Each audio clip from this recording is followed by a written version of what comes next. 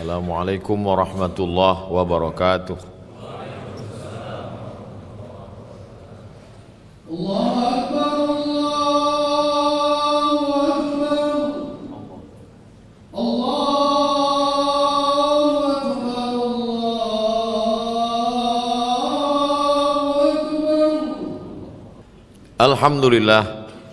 Wassalatu wassalamu ala Rasulillah Sayyidina wa Maulana Muhammad ibni Abdillah wa ala alihi wa sahbihi wa man tabi'ahu wa mawalah.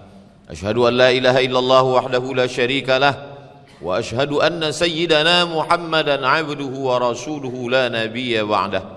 Allahumma salli ala sayyidina Muhammadin an-nabiyil ummi wa ala alihi wa sahbihi wa barik wa sallim. Qala Allah ta'ala fil Qur'anil azim wa huwa asdaqul qailin. A'udzu billahi minasy syaithanir rajim. Ya ayyuhalladzina amanu taqullaha haqqa tuqatih wa la tamutunna illa wa antum muslimun. Wa qala ta'ala fi ayatin ukhra. Ya ayyuhalladzina amanu taqullaha wa qulu qawlan sadida yuslih lakum a'malakum wa yaghfir lakum dhunubakum. Wa man yuti'illaha wa rasulahu faqad faza fawzan 'azima. Ibadallah, usikum wa nafsi bitaqwallahi wa ta'atihi faqad fazal muttaqun. Jamaah Jumat yang dimuliakan Allah Subhanahu wa taala, yang kelihatan disebut dengan badan, yang tidak nampak oleh mata disebut dengan ruh. Sebelum Islam datang ke Nusantara, nenek moyang kita sudah tahu tentang itu. Bisa dilihat dalam lagu kebangsaan Indonesia Raya, bangunlah jiwanya, bangunlah badannya. Jiwa, roh dimasukkan ke dalam badan. Jiwa itu suci, sedangkan badan itu darah, daging, lemak, kotoran dari tanah, hitam, diinjak telapak kaki, kotor. Apakah ketika ruh masuk ke dalam badan, lalu badan menjadi suci karena ruh, atau ruhnya menjadi kotor karena badan? Ada yang badannya kotor lalu kemudian menjadi suci karena ruh, tapi ada sebagian manusia yang ruhnya kotor karena badan. Laki-laki yang sehat, yang baligh, berakal, tidak sakit, tidak musafir, maka wajib telinganya mendengarkan pesan takut kepada Allah 24 jam kali 7. Siapapun dia, apapun jabatannya, bagaimanapun status sosialnya, idza nudiya lis-salati min yaumil jumu'ah, kalau sudah dipanggil untuk melaksanakan ibadah salat pada hari Jumat, fas'au ila dzikrillah, bersegeralah datang. Wadharul bai', tinggalkan semua transaksi. Pedagang, peniaga, dosen meninggalkan kampusnya. Seorang yang sedang mempertahankan negara tetap melaksanakan salat khauf, salat dalam keadaan takut, tapi mereka tetap mengingat Allah. Untuk apa? Menghidupkan roh, jiwa yang ada di dalam diri manusia. Jangan sampai menjadi mayat-mayat yang berjalan, tidak lagi dikendalikan oleh Allah Ta'ala melalui ruh, spirit kata orang barat yang ada di dalam diri manusia. Maka ketika Allah Subhanahu wa taala menyampaikan kepada Nabi Muhammad sallallahu alaihi wasallam ketika lahir ke atas dunia, bayi hidup ruhnya dengan bisikan ayahnya ke telinga sebelah kanan, asyhadu an la ilaha illallah.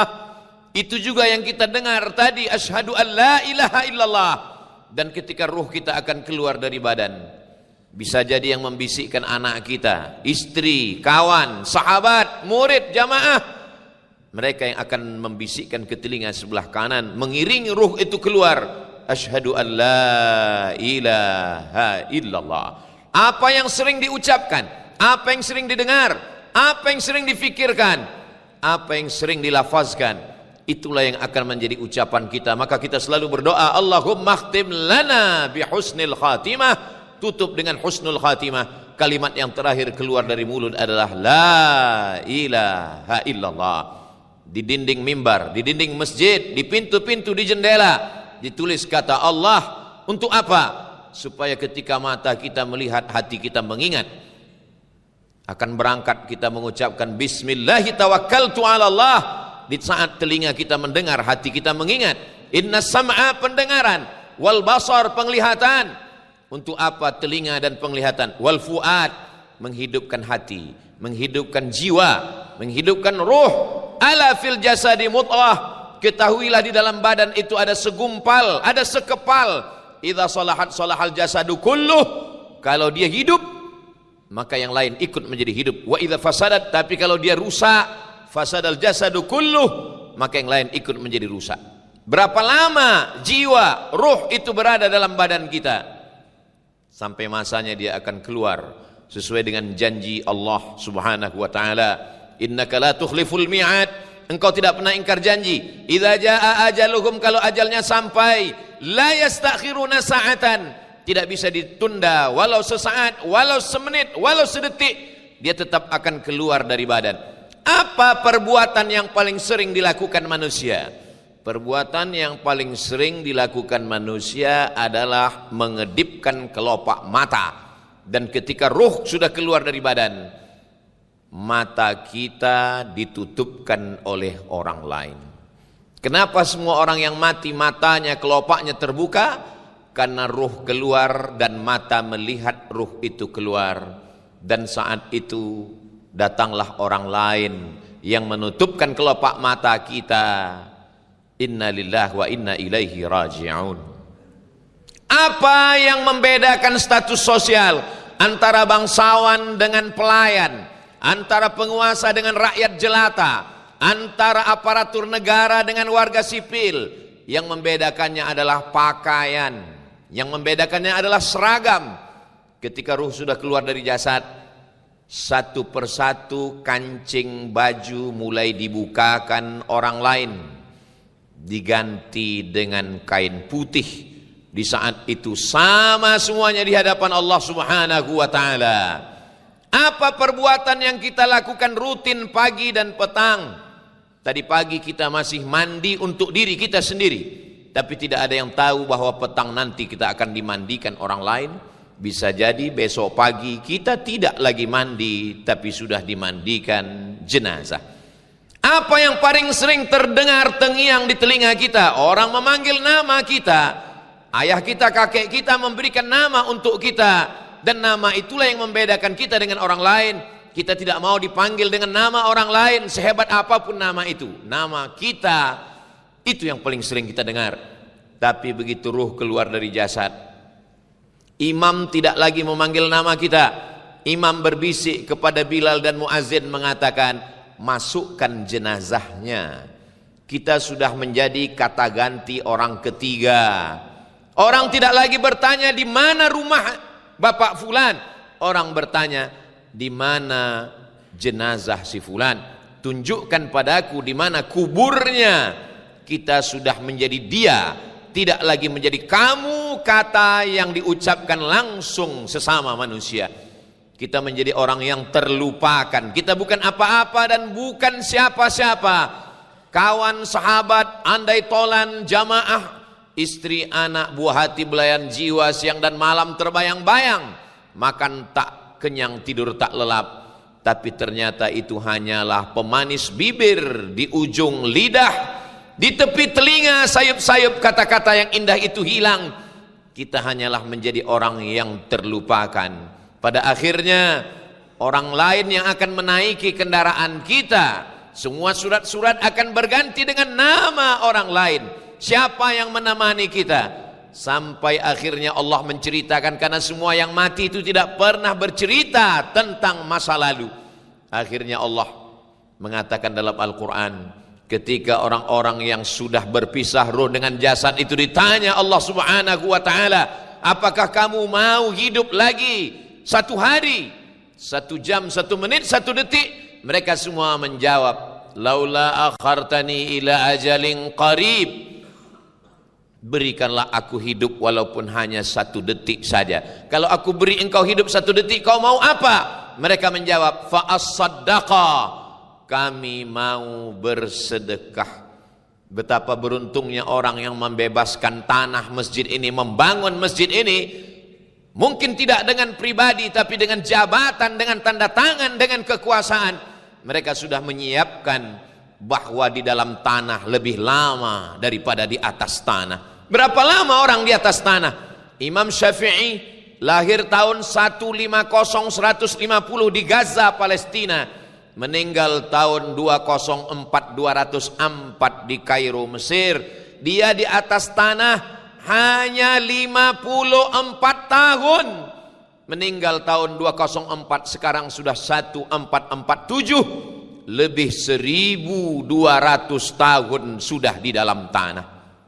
Namanya disebut orang dari Sabang sampai Papua, berbagai negeri muslim menyebut namanya Imam Syafi'i, mazhab Syafi'i. Bahkan kita hari ini sholat Jumat dengan azan 2 kali, itu mengikut mazhab Syafi'i. Setelah azan pertama kita sholat sunat qabliyah Jumat. Setelah itu baru khatib naik ke atas mimbar mengucapkan salam, mengikut mazhab Imam Syafi'i, imam ahli sunnah wal jamaah. Beliau di atas tanah hanya 54 tahun, tapi di dalam tanah sudah 1200 tahun mengalir amal jariah. Siapa yang menyusun kitab usul fikih yang tertua Ar-Risalah? Imam Syafi'i. Siapa yang punya murid-murid yang hebat? Imam Al-Buwaiti, Imam Al-Muzani, Imam Rabi' Al-Muradi, menulis kitab kitab induk dalam fikih. Imam Syafi'i. Siapa orang pertama yang menyusun kitab Ulumul Hadis dalam kitab Ar-Risalah, Al-Mustalahat Al-Hadithiyah fi Risalah? Imam Syafi'i. Mengalir amal jariahnya. Apa yang sudah kita siapkan untuk kematian? Filosof-filosof tidak mau bercerita tentang kematian, karena bagi mereka kalau sudah cerita mati itu akan mengurangi etos kerja. Kalau sudah cerita mati nanti orang tidak lagi semangat untuk hidup. Islam justru mengajarkan ceritakan tentang kematian, karena orang akan semangat untuk hidup. Dia mempersiapkan bekal. Menjadi apapun kita, apa yang sudah kita siapkan untuk kematian. Man bana masjidan, siapa yang bangun masjid, banallah mithlahu baitan fil jannah, dibangunkan Allah untuknya satu tempat. Dari mulai solat Jumat, zuhur, asar, maghrib, isya, tarawih, witir, mengalir pahala. Beruntunglah orang yang pernah ditempatkan di beberapa provinsi, di beberapa kabupaten, di mana bumi dipijak, di situ masjid dan musola tegak. Di mana kaki melangkah, di sana orang melaksanakan ibadah. Dunianya dapat, jabatannya dapat, tapi akhirat tidak tinggal. Jabatan tidak lama, sampai pada akhirnya kita akan menghadap Allah. Islam tidak menyuruh kita meninggalkan dunia. Maka doa yang paling hebat, paling dahsyat, di tempat malaikat paling banyak, dari rukun Yamani ke Hajar Aswad, yang sebelumnya hanya bertasbih, bertahmid dan bertakbir subhanallah walhamdulillah wala ilaha illallah wallahu akbar, berubah menjadi doa Rabbana atina fid dunya hasanah. Bagaimana akhiratnya mau selamat kalau dunianya masih morat-marit? Maka kita disuruh mengejar dunia. Idza qudiyatis shalah, kalau salat sudah dilaksanakan, fantashiru fil ard, bertebaranlah di atas muka bumi. Garaplah tanah untuk menjadi kebun dengan cara yang halal. Berternaklah, punya jabatan dan kekuasaan, tapi pakai untuk bekal menghadap Allah subhanahu wa ta'ala. Karena sampai masanya idza matal insan, dalam Sahih Muslim, kalau manusia mati, inqata'a, putus amalnya, tidak lagi bisa berbuat apapun illa min salasin, tapi ada yang tetap mengalir. Apa yang mengalir? Ke liang lahat, ke liang kubur. Shadaqatin jariyah, sedekah jariah. Apa yang pernah dia lakukan? Beasiswa anak yatim, fakir miskin, du'afa, orang terlantar yang tidak punya kesempatan, dia bantu, dia tolong, mengalir sebagai amal jariah. Au ilmin yuntafa'u bih, ilmu yang bermanfaat. Di saat bertugas di pedalaman, bukan kutukan, sempat mengajar membaca Al-Fatihah, sempat mengajarkan Iqra. Lalu kemudian orang mengamalkan, mengajarkan kepada anak, istri dan murid-muridnya, menjadi amal jariah. Kalau tidak sempat membangun, membina masjid, berinfak, berwakaf, bersedekah, tidak sempat juga mengajar, masih ada alternatif yang ketiga. Awaladin salihin yad'ulah, anak yang soleh, dididik dengan tauhid kepada Allah, diajarkan untuk menebarkan kasih sayang. setelah kita mati mereka bangun di tengah malam mengangkat tangannya dan berkata, Rabbil firli wali walidayya warhamhuma kama rabbayani shaghira. Salatnya, puasanya, zikirnya mengalir kepada kita. Hanya itu saja lagi hubungan kita dengan atas tanah. Selepas itu kita pun akan mati menghadap Allah. Kita menjadi terlupakan. Manusia ada masanya. Setiap masa ada tokohnya, setiap tokoh ada masanya. Setiap orang ada zamannya, setiap zaman ada orangnya. Semuanya tinggal. Hanya tinggal kenangan. Kenangan apa yang ingin kita tinggalkan? Isma syi'ta, hidup sesuka hatimu. Fa innaka mayyit, kau akan mati. Ahbib man syi'ta, sayangi siapapun yang mau disayangi. Fa innaka mufariquhu, kita tetap akan meninggalkan mereka. I'mal ma syi'ta, berbuatlah sesuka hatimu. Fa innaka majziyun bihi, sesungguhnya kamu akan diberikan balasan oleh Allah Subhanahu wa taala. Barakallahu li wa lakum fil Qur'anil azim wa nafa'ani wa iyyakum bima fihi minal ayati wadh-dhikril hakim wa taqabbala minni wa minkum tilawatahu innahu huwal ghafurur rahim.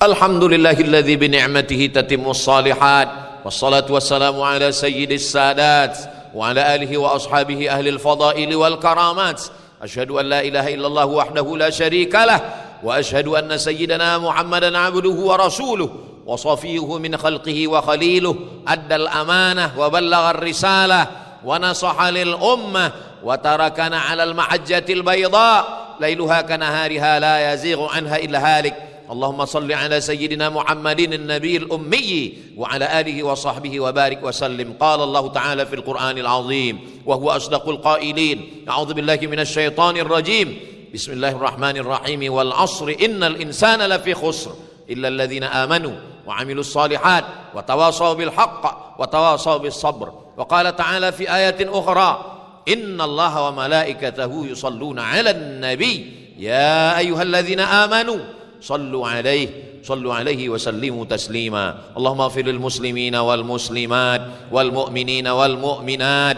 الأحياء منهم والأموات.